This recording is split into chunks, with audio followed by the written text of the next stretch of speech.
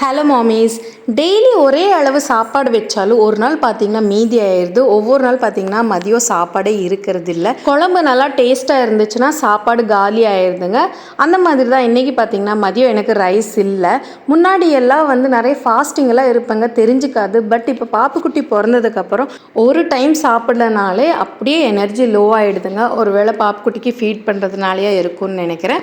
சரின்ட்டு எனக்கு மதியம் ரைஸ் கொஞ்சமாக ஊற வச்சுட்டு மஸ்க்மெலன் வாங்கிட்டு வந்திருந்தேங்க. நான் வாங்கின டைமோ என்னன்னு தெரில, அது வரைக்கும் நல்லா வெயில் அடிச்சிட்டு இருந்தது. நான் இந்த மஸ்க்மெலன் வாங்கிட்டு வந்ததுமே சுத்தமாக வெயிலே இல்லைங்க, ரொம்ப ஜில்லுன்னு இருக்குது. சரி வேஸ்ட் பண்ண வேண்டாமே அப்படின்ட்டு இந்த சில் கிளைமேட்டுக்கு ஜூஸை குடிச்சிட்டு கையோடவே இந்த பாத்திரத்தையெல்லாம் வாஷ் பண்ணி வச்சுட்டேன்னா சிங்க் ஏரியா பார்த்தீங்கன்னா கொஞ்சம் க்ளீனாக இருக்கும். இன்றைக்கி காலையில் பிரேக்ஃபாஸ்ட் அண்ட் மதியம் லஞ்சுக்கு பார்த்தீங்கன்னா ஒயிட் ரைஸ், அது கூடவே பாலக்கும் பாசிப்பருப்பு போட்டு கடைஞ்சிருந்தாங்க.